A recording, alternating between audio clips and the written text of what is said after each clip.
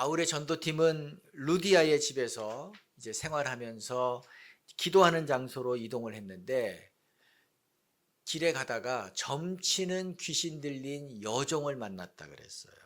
16절에 보면 이 사람은 주인에게 큰 이익을 주는 자다라고 한 것으로 봐서 고객이 많다는 얘기잖아요. 지금처럼 이 문명화된 사회에서도 이 점집들이 성행을 하는데 이 당시 사람들은 삶의 많은 부분을 이 점장이들에게 의존했다고요. 심지어 전쟁에 나가는 장군들도 언제 출전을 해야 됩니까? 어느 날짜가 좋습니까? 이렇게 묻고 또 그 날짜를 받아서 갔다 그래요. 그런데 이 여종은 특이하게 바울을 만나서 계속 따라다니면서 이 사람은 지극히 높은 하나님의 종으로 구원의 길을 너희에게 전하는 자다라고 소리쳤어요. 바울이 얼마나 괴로웠던지 예수 그리스도의 이름으로 그 여종에게 있었던 귀신을 내쫓습니다. 근데 좀 의문이 들지 않나요? 아니, 사람들에게 이렇게 인정받는 점쟁이, 이렇게 권위가 있는 점쟁이가 바울을 따라다니면서 지금 홍보해 주는 거잖아요. 그러면 좋은 일 아닌가요? 아니에요. 이 여종이 지금 하나님을 얘기하고 구원을 얘기하지만 그것은 우리가 믿는 하나님, 우리가 얘기하는 구원이 아니에요. 빌립보 사람들이 믿고 있는 제우스 신을 얘기하는 겁니다. 바울은 제우스 신이 주는 구원을 전하는 자다는 것을 지금 소리치는 거예요.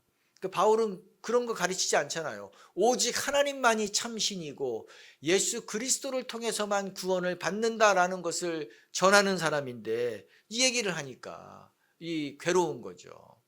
이처럼 이 마귀는 겉으로 보면 하나님을 인정하는 것처럼 보이지만 하나님을 왜곡하는 자입니다. 사실은 교묘하게 하나님의 일을 방해하는 자들인 것을 우리가 기억해야 돼요. 그래서 예수님도 귀신이 떠들면 어떻게 했습니까? 내쫓았어요. 말하지 못하게 했어요. 그래서 바울도 지금 이렇게 한 것입니다. 여러분도 이렇게 하시기 바랍니다. 점치는 사람들 근처에도 가지 마십시오. 그 사람들 얘기에 조금도 귀 기울여서는 안 돼요. 친구가 한다고 따라가지도 마세요. 뭐 신문이나 인터넷 같은 데에 오늘의 운세 이런 거 나온다 그러는데 그런 거 쳐다보지도 마시기 바랍니다. 그럴 필요가 없잖아요. 자, 이렇게 귀신에 사로잡힌 여종, 이제 귀신이 떠나갔기 때문에 자유를 얻었어요. 근데 문제는 점치는 능력도 사라져 버렸습니다. 주인의 입장에서는 이 현금 인출기와 같은 존재였는데 매일매일 현금을 갖다 주는 자였는데 하루아침에 수입이 끊겼어요. 그러니까 화가 나가지고 이제 바울과 실라를 붙잡아서 장터로 끌고 갑니다. 이 당시 장터는 물건을 사고 파는 기능도 했지만 재판이 열리는 장소이기도 했어요. 그래서 이 여종의 주인이 판사에게 이제 항의하는 것입니다. 고소했어요. 이 유대인들은 이 우리 빌립보 성을 요란하게 하는 자다. 로마 사람인 우리가 받을 수도 없고 우리가 행할 수도 없는 이상한 풍속을 전하는 자다라고 고소했어요. 한마디로 가만두면 안 된다는 거죠. 위험 인물이라는 거예요. 사실인가요? 그렇지 않죠. 거짓말이에요. 근데 판사는 정식 재판도 열지 않고 그 자리에서 바울과 실라의 옷을 벗기고 때리고 감옥에 가두라고 명령했습니다. 바울과 실라는 영문도 모른 채 끌려갔다가 죽기 직전까지 맞았어요. 그리고 깊은 감옥에 수감이 됐습니다. 발에 착고까지 채워졌다 그랬어요. 발에 착고라는 것은 이건 발에 수갑이 채워진 거예요. 나무 틀에 발을 넣은 것입니다. 그러면 눕지도 못해요. 몸이 아픈데 눕지도 못하고 그냥 감옥에 있는 거라고요. 그러면 이건 고문이라고요. 고문. 이 흉악범도 이렇게 대우하지 않을 거예요. 자, 여러분이 지금 이 바울과 실라의 입장이라고 생각을 해보세요. 바울과 실라가 겪는 일을 내가 지금 겪는다고 생각을 해보세요. 잘못한 것이 없는데 불법 체포를 당했어요. 재판, 불법 재판이죠. 또 불법 구금이죠. 불법 고문까지 당했습니다. 빌립보에 바울이 지금 오고 싶어 왔나요? 여기에 오고 싶어 온 것이 아니에요. 아시아에서 잘 사역하고 있었는데 유럽으로 가라는 환상을 보고 온 것이잖아요. 다행히 루디아를 만났고, 그래서 이제 뭔가 빌립보에서 일을 좀 시작할 수 있겠구나 기대감이 있었는데 지금 이렇게 감옥에 갇히고 말았습니다. 감옥에서 할 수 있는 게 아무것도 없잖아요. 아니, 이거 살아서 나갈 수 있다는 보장도 지금 없어요. 자, 이런 상황이면 보통 사람들이 이런 일을 겪으면 원망하죠. 하나님 원망할 거예요. 하나님이 어디 계시냐고, 왜 나를 이렇게 가만두시냐고 라고 따질 겁니다. 그런데 바울과 신라는 달랐습니다. 25절 어떻게 했는지 한번 읽어봅시다. 한밤중에 바울과 신라가 기도하고 하나님을 찬송하며 죄수들이 듣더라. 언제요? 한밤중에. 어디에서? 감옥 안에서 하나님께 기도하고 하나님을 찬양하고 하나님을 예배했다는 거잖아요. 어떻게 이럴 수 있나요? 아니, 찬송은 뭐가 일이 착착 진행되고 내가 원하는 대로 뭔가 응답이 되고 이랬을 때, 기분 좋을 때 찬송이 나오는 거잖아요. 근데 지금 바울은 억울하게 감옥에 갇혀 있어요. 몸은 뭐 안 아픈 데가 없어요. 근데 눕지도 못해요. 잠도 잘 수 없어요. 마음은 너무나 억울하고 분노가 차오릅니다. 이러면 찬송 안 나와요. 이러면 기도 안 돼요. 이러면 예배 드릴 수가 없습니다. 싫어져요. 여러분도 이런 경험 있지 않나요? 그런데 바울과 신라는 어떻게 이런 상황에서 기도하고 찬송하고 하나님을 예배했을까요? 삶이 이렇게 깜깜한데, 절망의 순간인데 우리 이것을 통해서 배우는 거예요. 삶이 깜깜할 때 우리가 어떻게 해야 되나요? 첫 번째, 하나님을 전적으로 신뢰해야 됩니다. 읽어봅시다. 어떻게 된다고요? 신뢰해야 됩니다.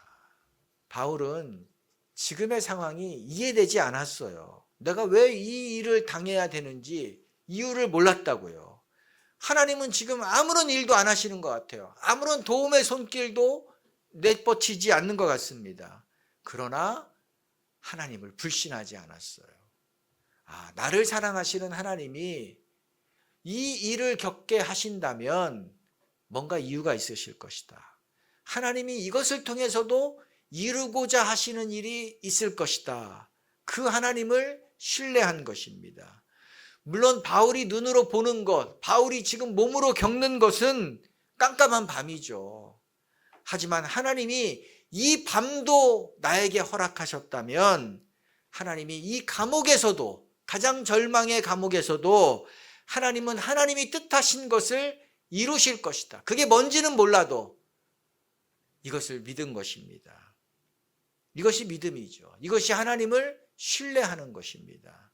그래서 하나님은 우리가 이 인생의 깜깜한 밤을 지날 때 어떻게 하는가를 하나님이 유심히 지켜보세요.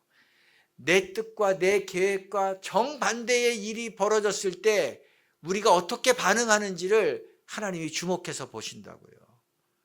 근데 우리는 간증한다 그러면 뭔가 내가 성공했을 때, 뭔가 합격하고 내 병이 다 나았을 때 이런 사람만 간증하는 것이라고 생각하는 경향이 있습니다.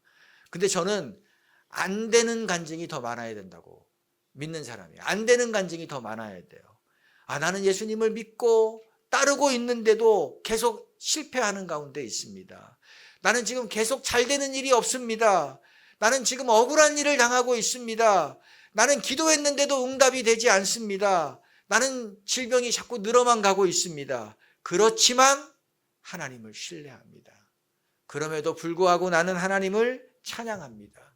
지금 내가 겪고 있는 상황이 도무지 이해가 되지 않지만 그럴지라도 하나님이 나를 선하게 이끌어 가실 것을 내가 믿습니다.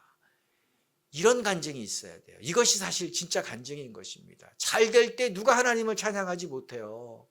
안 되는 가운데서도 내가 하나님을 붙잡습니다. 하나님을 신뢰합니다. 라고 고백하는 것이 진짜 간증이죠. 여러분도 그렇게 생각하시나요?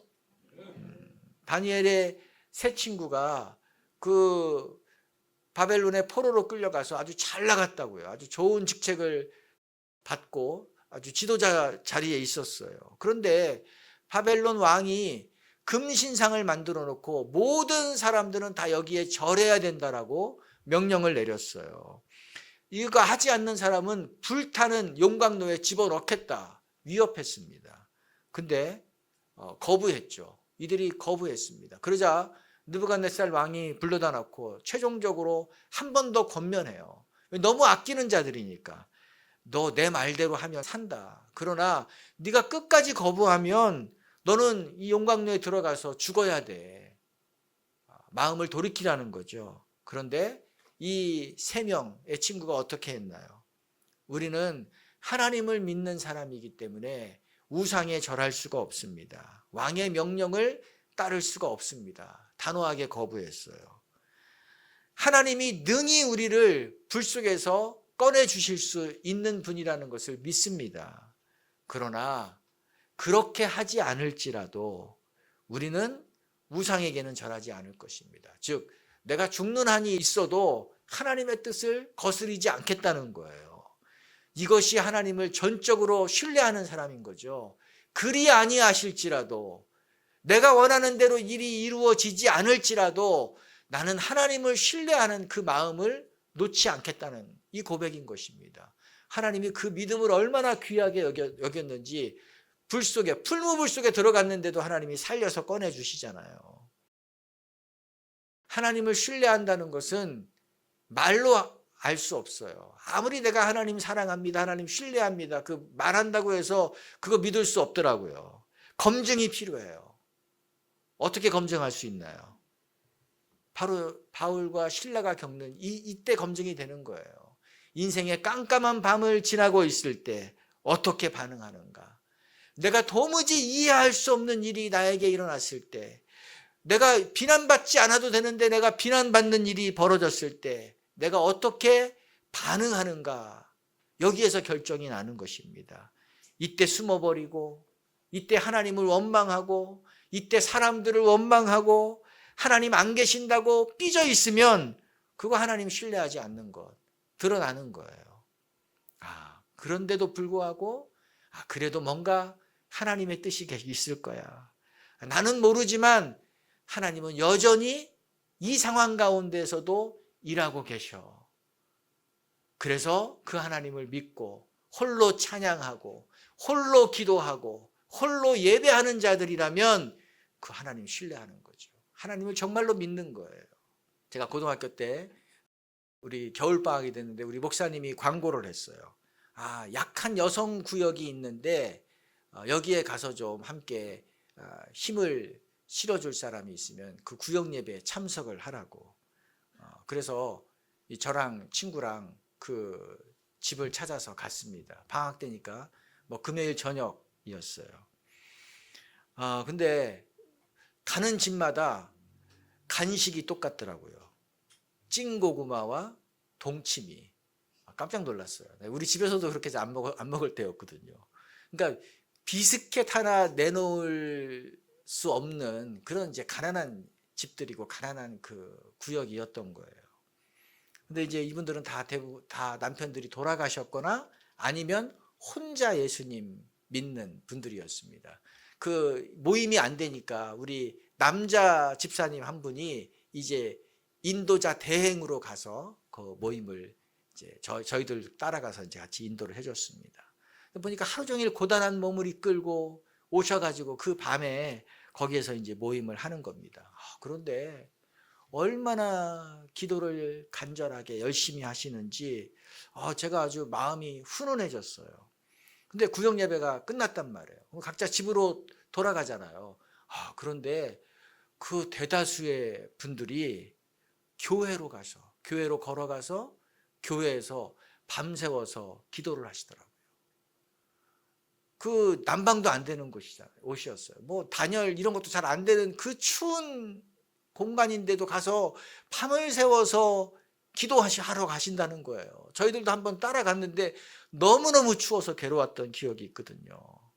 근데 저는 지금도 제가 다녔던 그 교회의 지도자들은 별로 기억이 안 나요. 마음에 별로 이렇게 남아있는 게 없어요. 아주 뭐 세련되고 돈도 있고 말도 잘하는 우리 여성 지도자들, 여전도의 임원들, 그분들은 이렇게 마음속에 남아있는 것이 별로 없어요. 그런데 그 구역 예배에서 만났던 그분들, 지금도 제 마음에 남아있다고요. 가난한 분들인데, 학생들에게 뭐 과자 한 봉지 사줄 정도의 여유가 없는 분들인데, 교회에는 뭐 있는지 없는지 별로 관심도 끌지 못하는 분들인데, 발언권도 없는 분들인데, 그런데 제 마음에 이분들이 지금도 기억에 있다고요. 40년이 지난 일인데도. 왜 그럴까요? 이분들이 그 인생의 깜깜한 순간을 지나고 있을 때였는데, 그런데도 불구하고 그 약한 구역에서, 약한 목장에서, 또 예배당에서 기도하고 찬송하는 것을 제가 봤기 때문이에요. 꿋꿋하게 누가 인정해 주지 않아도 그것을 이어가는 것을 제가 봤기 때문에, 하나님을 신뢰하는 믿음, 이 영향력이 이렇게 큰 것이구나. 10대 소년의 마음에 지금까지도 남아있는 거잖아요. 바로 이것입니다. 우리 믿음의 부모 세대들, 우리 믿음의 기성세대인 여러분들, 우리 자녀 세대들에게, 또 우리 이 믿음의 다음 세대들에게 우리가 뭘 물려줄 수 있을까요? 뭘 물려줘야 될까요? 뭐 좋은 건물 물려주면 이들이 좋아할까요? 저는 그렇게 생각하지 않아요. 저는 이런 모습, 이런 믿음의 모습을 우리가 보여줘야 된다고 생각합니다. 하나님을 신뢰하는 믿음을 보여줘야 된다고 저는 생각해요. 여러분도 그렇습니까?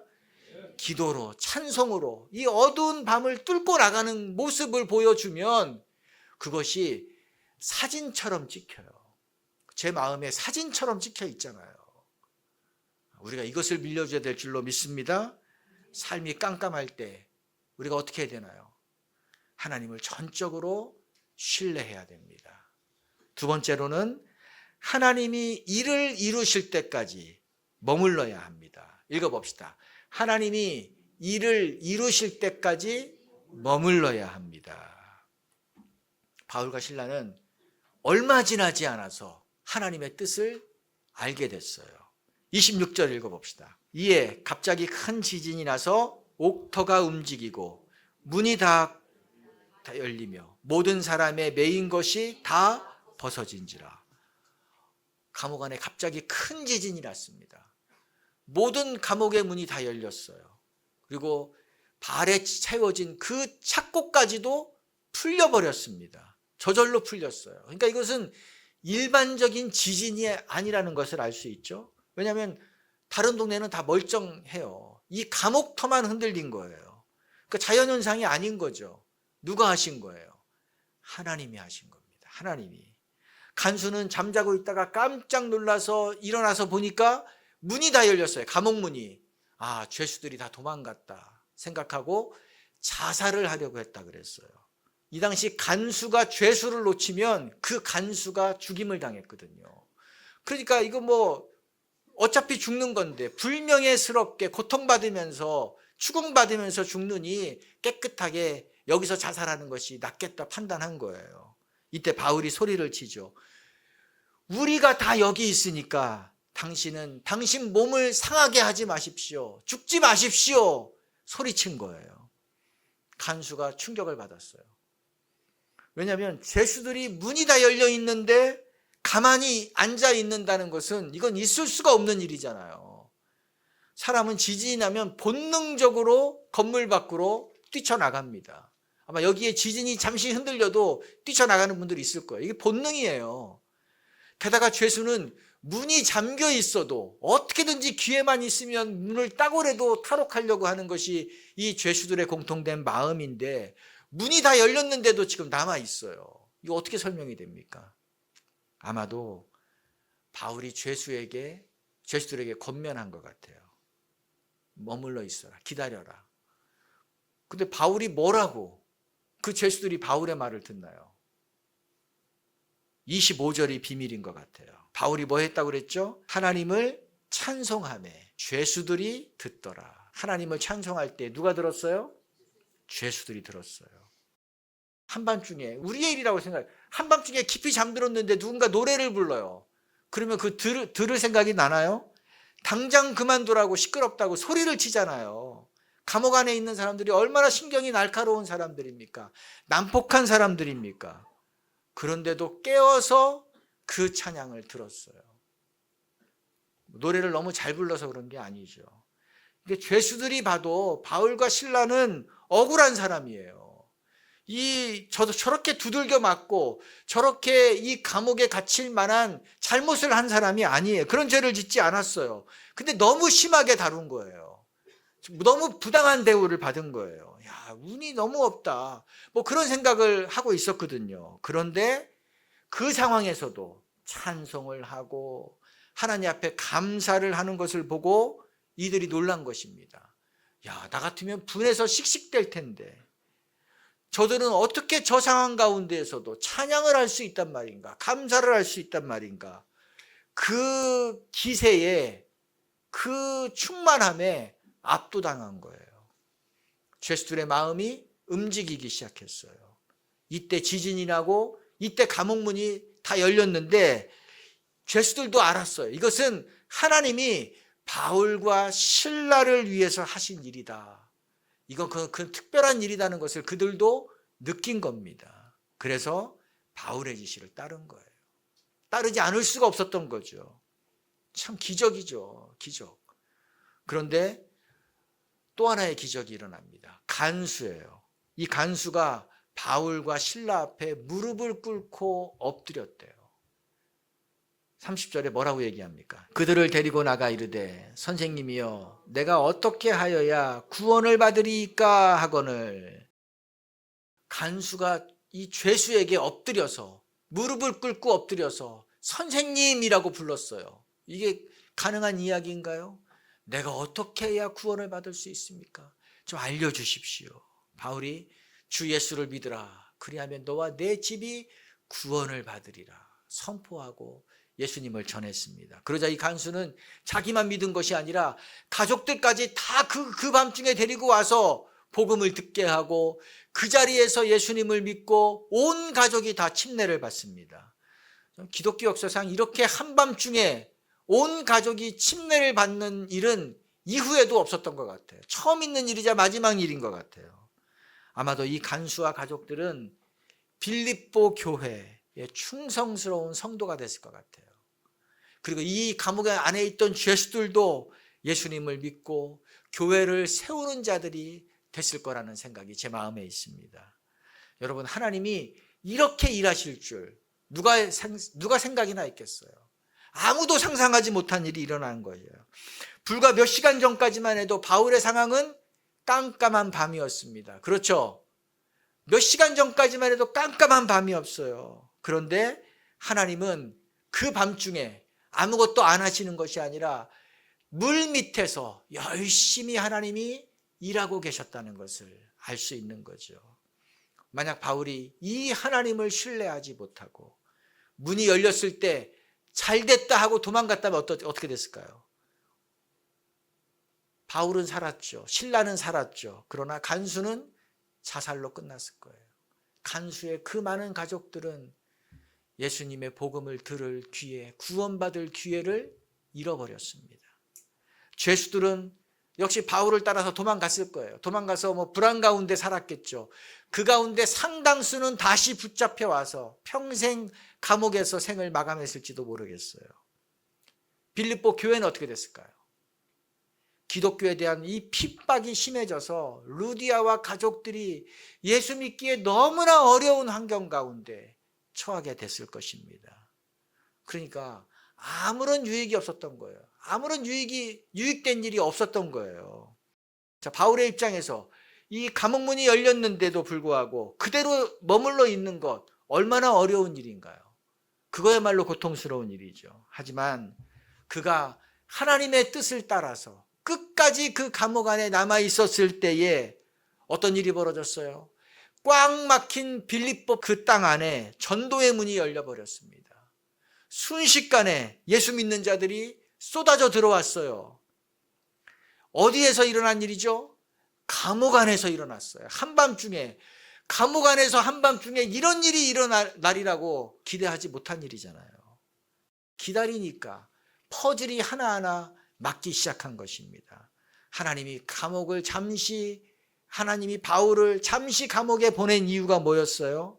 그 안에 있는 간수들과 죄수들을 구원해서 그들을 하나님의 백성으로 삼으려는 하나님의 큰 계획이 있었던 것입니다. 빌립보 교회를 든든히 세울 동역자들을 세우시려는 하나님의 큰 작전이 그 안에 있었던 거예요.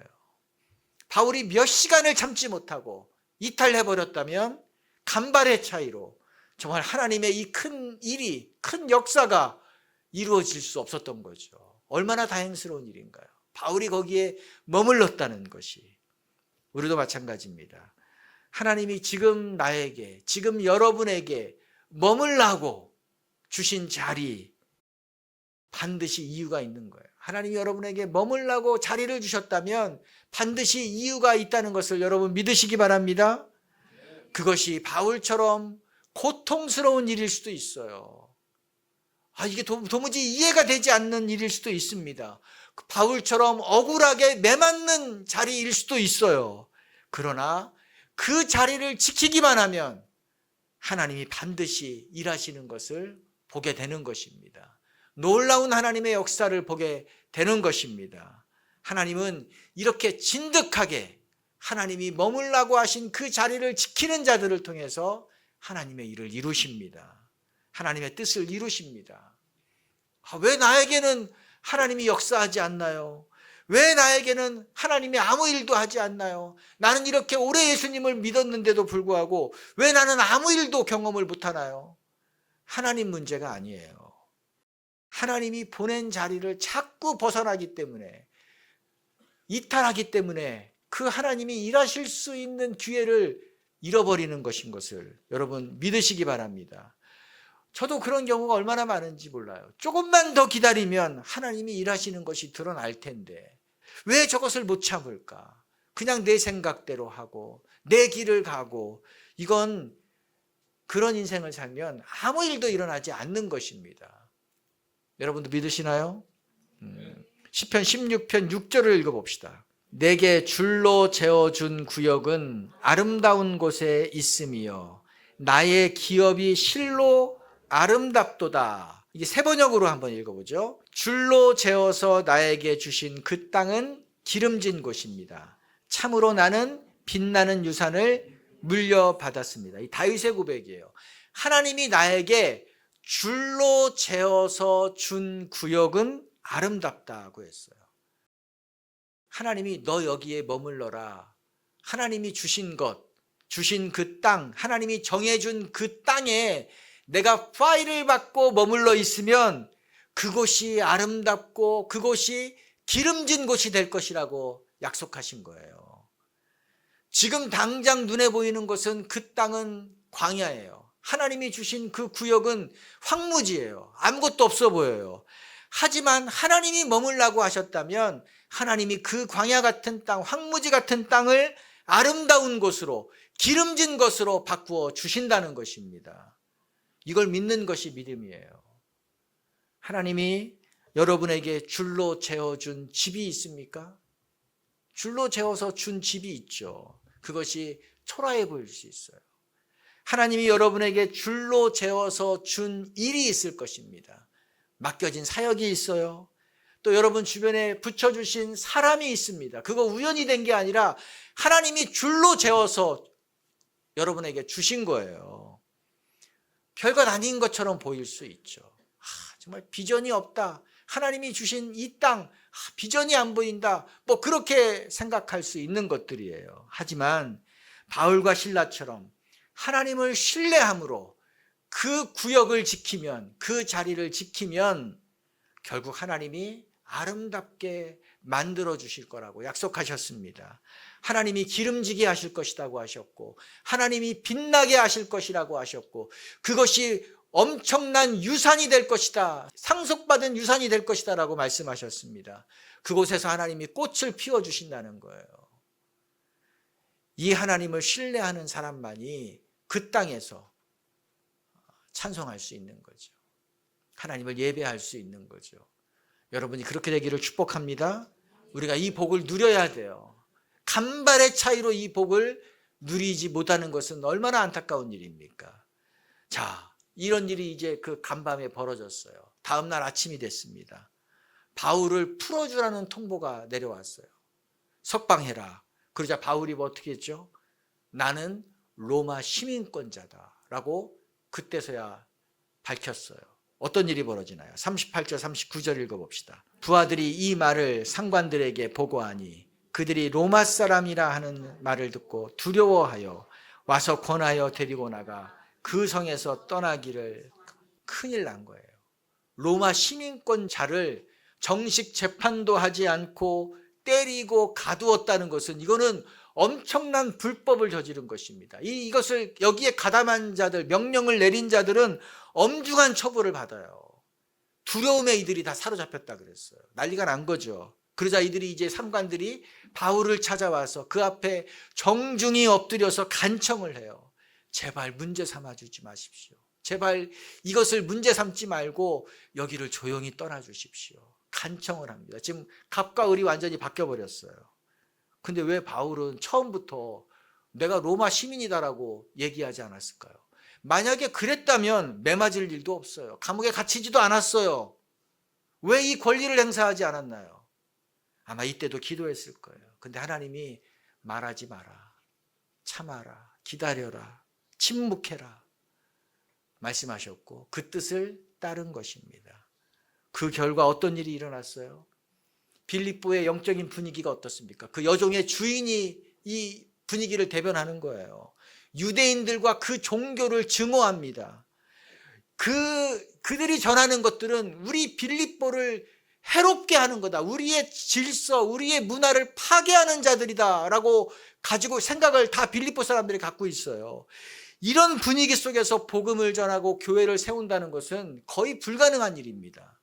그런데 바울이 로마 시민권자라는 권리를 쓰지 않고 고통을 받았어요. 감옥에 갇혔어요. 그리고 자기에게 불법을 행한 그 관리들을 고소할 수 있는 권리를 포기했어요. 쓰지 않았어요. 빌립보 관리들이 어떻게 됐습니까? 빌립보 관리들은 바울에게 지금 큰 빚을 진 거예요. 바울에게 말할 수 없는 빚을 진 거예요. 이것을 통해서 그들은 교회와 기독교인들에 대한 인식이 바뀌었을 것입니다. 마음이 바뀌었을 거예요. 그리고 자기들이 큰 빚을 지었기 때문에 이 그리스도인들을 핍박하거나 하는 일을 이제 대놓고 하지 않고 그것을 하지 못하도록 막는 일을 했을 거라는 생각이 들어요. 그러니까 바울은 자기를 희생해서 빌립보 교회가 세워질 수 있는 환경을 만들어 놓고 떠난 것입니다. 자기를 희생해서 자기가 매맞고 자기가 감옥에 들어가는 그 희생을 함으로써 빌립보 교회가 세워질 수 있는 환경을 만들어 놓았어요. 그리고 그 자리를 떠났어요. 여러분, 우선순위가 얼마나 명확한가요? 바울의 우선순위가 명확하잖아요.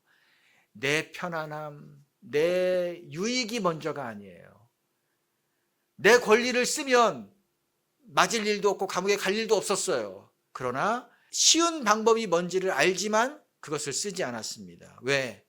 나보다 하나님의 뜻이 먼저이기 때문에, 나보다 하나님이 먼저이기 때문에, 나보다 하나님의 교회가 먼저이기 때문인 것입니다. 내가 어려움을 겪어서 복음이 전해진다면, 내가 힘든 일을 겪어서 하나님의 교회가 세워진다면, 빌립보의 교회가 세워진다면, 내가 수고해서 빌립보에 남겨진 성도들이 수월하게 신앙생활할 수 있는 길이 열린다면 그것으로 된 거예요. 그것으로 만족한 거예요. 이것이 믿음의 사람인 것입니다. 이런 희생이 있어야만 제대로 된 하나님의 교회 공동체가 세워지는 것을 여러분 믿으시기 바랍니다. 사실은 이런 분들이 있었기 때문에 우리 한국교회가 지금 있는 거예요. 우리 한국교회 믿음의 선배들 다 이렇게 살아온 사람들입니다. 우리는 뭐 바울은 남 얘기고 뭐 그런 얘기다, 교과서에 있는 얘기가 아니라 우리가 그 길을 걸어가야 되는 것이 정상입니다.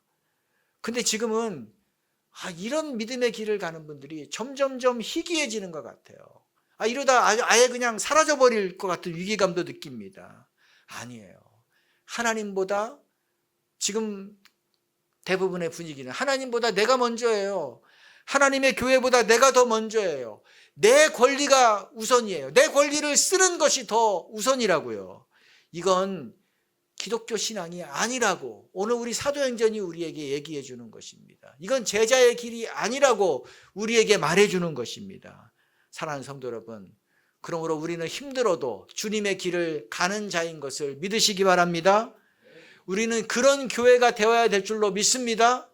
그러기 위해서 인생의 깜깜한 길을 걸어갈 때에, 깜깜한 밤을 걸어갈 때에 우리는 하나님을 전적으로 뭐 해야 된다? 신뢰해야 된다. 그리고 하나님이 일을 이루실 때까지 어떻게 해야 돼요? 머물러야 된다. 머무르는 자를 통해서 하나님의 일을 이루시고 하나님이 이루시는 일을 보게 되는 것입니다. 우리 모두가 다 이런 은혜와 영광을 누리기를 주님의 이름으로 축복합니다. 같이 기도하겠습니다. 그래요. 우리는 다 깜깜한 밤이 있습니다. 우리 성도들 한 분 한 분을 볼 때에 인생의 깜깜한 밤길을 걸어가지 않는 분들이 없어요. 대낮같이 밝은 길 가운데 있는 분들이 없습니다. 여러 가지 문제, 어려움, 도무지 답이 보이지 않는 일, 또 억울함과 또 오해와 또 부족함과 여러 가지 힘겨운 가운데 있습니다. 그럼에도 불구하고 우리가 해야 될 것은 하나님을 신뢰하는 거예요. 하나님이 우리를 버린 것이 아닙니다. 하나님이 우리를 밀쳐놓고 방관하는 것이 아니에요. 하나님이 우리를 밤길을 걸게 하실 때에는 거기에도 이유가 있는 거예요. 나는 모르지만, 나는 잘 모르지만, 나는 다 이해할 수 없지만, 그러나 하나님이 이유가 있기 때문에 그 길을 걷게 하시는 것입니다. 바울과 실라를 그 깜깜한 감옥에 넣어두신 것, 그 당시는 몰랐어요. 그러나 끝까지 머무르자, 끝까지 그 고통을 겪어내 몸으로 부딪혀내자 감옥 안에 복음의 문이 열렸습니다. 그걸 통해서 빌립보의 복음의 문이, 영적인 기류가 완전히 바꿔지는 역사가 일어났어요. 한밤중에 감옥의 그 일을 통해서 이런 엄청난 일이 일어날 줄 바울이 상상이나 했습니까? 하나님 그러신 분입니다. 우리를 통해서 그 일을 행하실 줄 믿습니다. 지금은 한밤중이지만 이것을 잘 견디면 우리가 상상도 하지 못했던 일을 하나님은 여러분의 삶 가운데, 여러분의 가정 가운데, 여러분의 사역 가운데, 우리 교회 가운데 이루실 줄로 믿습니다.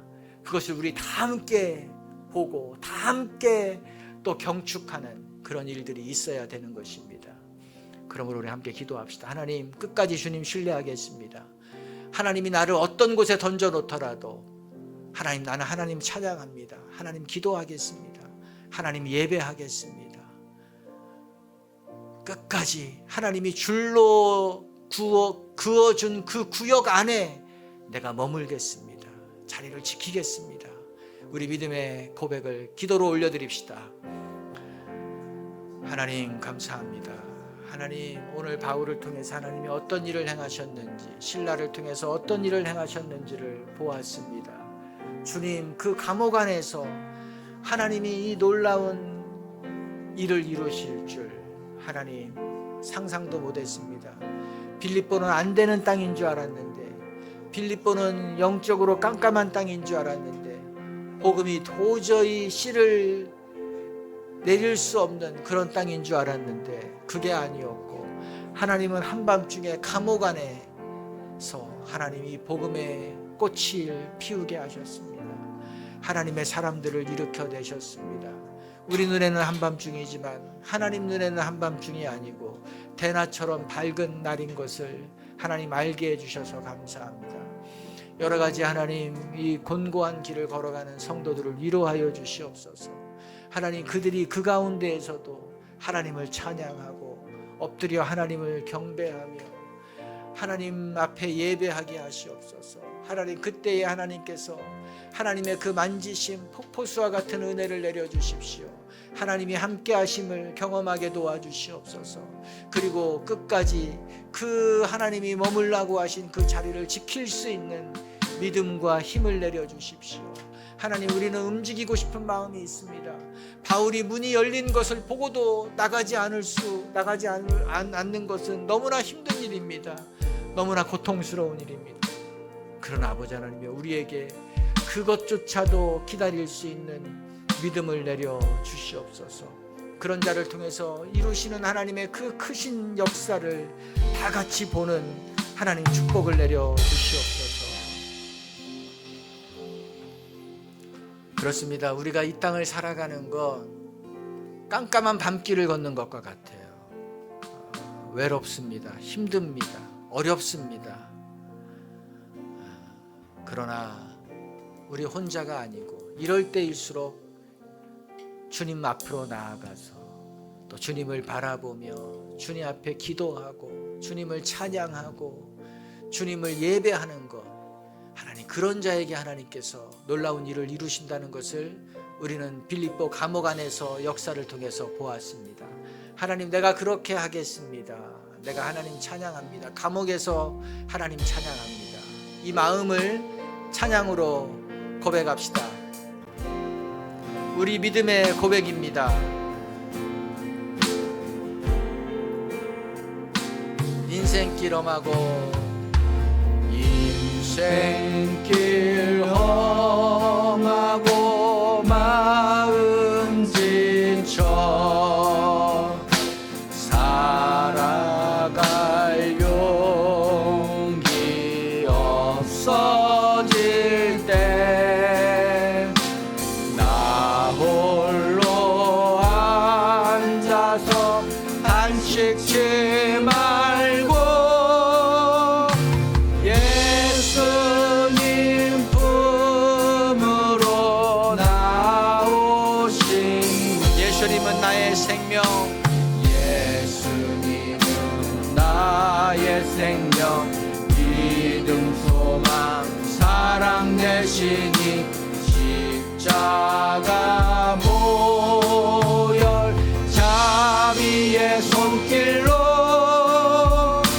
상처 입은 너를 고치시니 평생의 모든 꿈 어무러져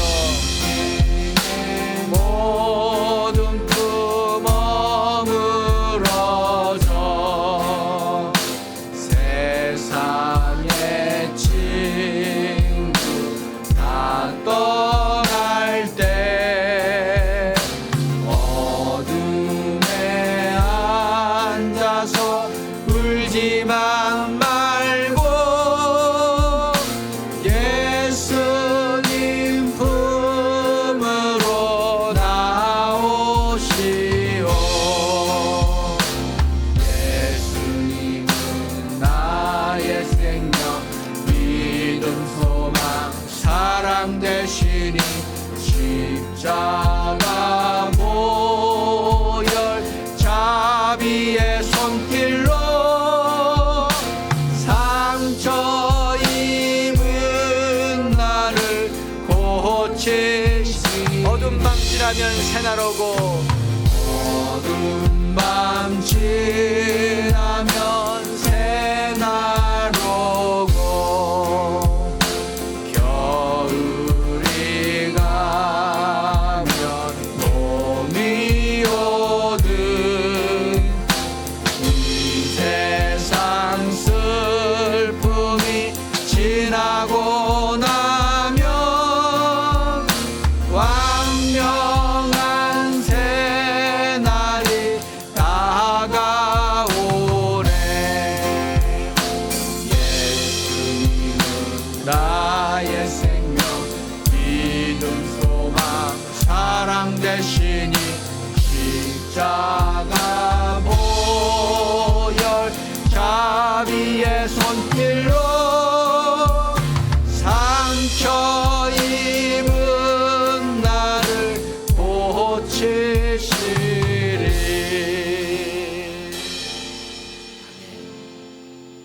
어두운 밤 지나면 새날이 온다고 그랬습니다.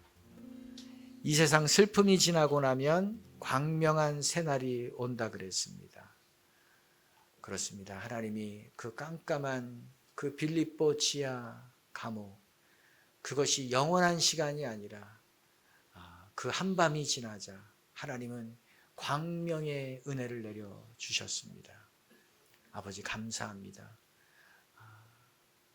그 한밤중에 그 감옥 안에서 빌립보의 구원의 역사가 일어나게 하셨고, 또 이 영적으로 그 단단한 파일이 박히지 않는 그 땅 안에 이 바울의 끝까지 머물고 찬양한 그 시간을 통해서 하나님께서 그 빌립보 안에 하나님의 사람들을 또 일으키시고 교회를 세우게 하여 주신 것을 감사합니다. 하나님, 우리가 그렇게 쓰임받는 사람이 되기를 원합니다. 그러기 위해서 우리가 어떤 자리에 놓여 있을지라도 거기에서 찬송하고 거기에서 기도하고 거기에서 홀로 예배하게 해 주십시오. 거기에서 하나님을 붙잡게 해 주십시오. 또 하나님이 우리를 머물라고 하신 그 감옥과 같은 상황일지라도 거기에서 머무름으로 결국 우리를 통해서 하나님이 일하시는 것을 보이는 하나님, 그런 믿음의 용장들이 되게 하여 주십시오. 이 믿음을 드러내는 교회 되게 하여 주시고, 이 믿음을 흘려보내는 우리 강한 믿음의 사람들, 믿음의 성도들, 믿음의 교회 되게 하여 주시옵소서. 이 믿음을 보고 우리의 그 다음 세대들이, 자녀 세대들이 믿음의 사람으로 불끈 일어날 수 있는 역사가 일어나게 하여 주시옵소서. 새해 우리에게 이 믿음의 소망을 주신 것을 감사합니다. 이 말씀 붙잡고 살아가게 하여 주시옵소서. 성부와 성자와 성령의 은혜가 또 인생의 깜깜한 밤을 지날 때에도 하나님을 신뢰하며 하나님이 일하실 때까지 머무르기로 결단한 성도들 위에 영원히 함께하기를 예수님의 이름으로 축원드립니다.